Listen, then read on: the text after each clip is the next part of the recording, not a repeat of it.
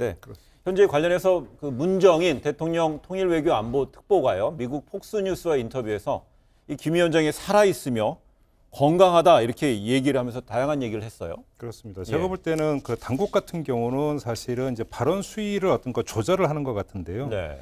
그 문정인 특보 같은 경우 확신한다고 표현을 했고 김현철 통일부 장관은 자신한다고 표현을 했어요.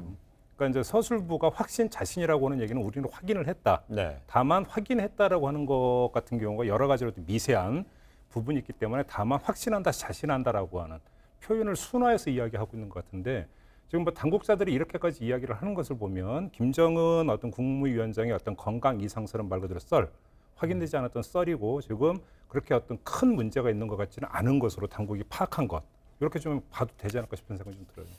그 말이 참 해석하기에 따라서 좀 다를 뉘앙스가 좀 다른데 살아 있다고 하고 또 건강하다고 그러니까 참 더 걱정하게 되는 그런 측면이 있어요.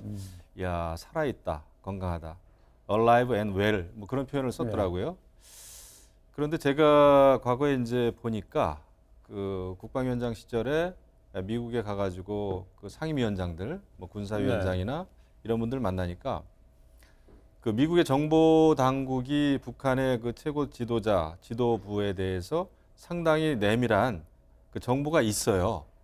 그런데 이제 정보기관의 속성은 자기들이 알고 있다라는 거를 이야기하면 안 됩니다. 그렇죠. 그러면은 북한의 모든 통신 체계 이런 거 다 바꿉니다. 암호 체계 다 바꿔요. 네.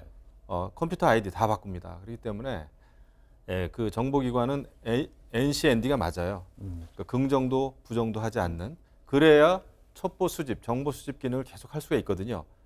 뭐 당장 우리가 알고 있다 속 시원하게 이렇게 얘기해버리면 언론은 좋아하겠죠. 네. 또 일반 국민들도 궁금증은 해소되겠지만 그렇게 됐을 때는 그 정보기관은 앞으로 그 정보 수집 기능을 또 분석 기능을 할 수가 없다.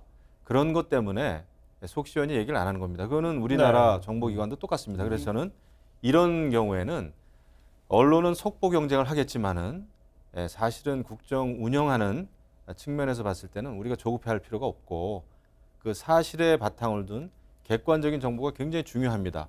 정치권이 이런 거는 막 그 정보기관, 정부를 쪼을 필요가 없습니다. 쪼아서는 안 된다고 봅니다. 네.